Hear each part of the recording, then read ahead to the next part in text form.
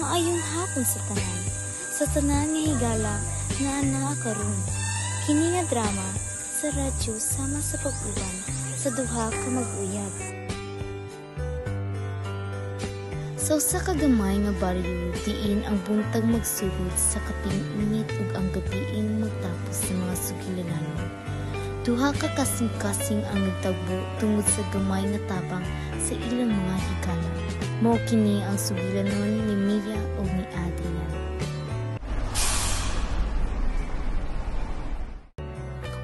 Ay sus, ulahin na gud ko sa trabaho.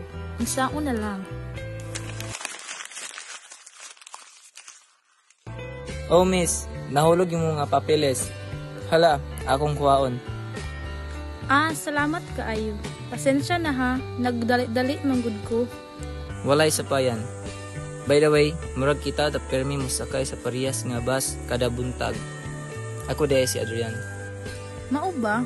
Siguro wala lang gid ko nakabantay. Ako di ay si Mia.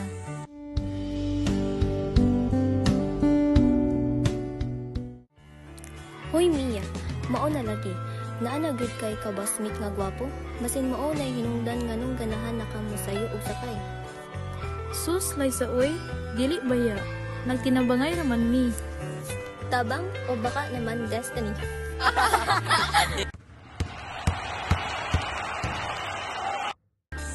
Kuya, unsa man na? Kada buntag smile man dayon ka. Basta makita ni mo tong girl sa bus, in love na gid ka no. Ikaw ba, Carla? Papagani may kailaw og payo, pero nahigod siya. Murag naibutan sa iya nga dili na ko masabtan. Aw, kung mauna, go lang kuya.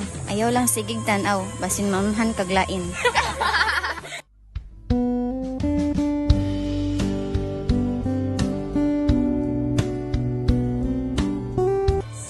Ug tungod sa gamay nga tabang sa ilang mga higala, nakakita og kay iso si Mia ug Adrian nga ilhon pa ang matag usa.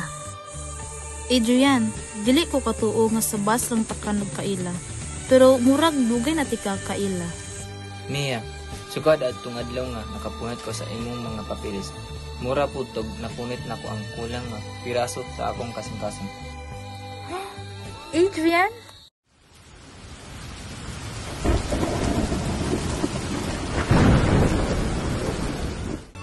Mia, may job offer para na ako sa gawas. Mauni akong tamgo. Pero pasabot ani biyan ka. So, mao na ni ang goodbye?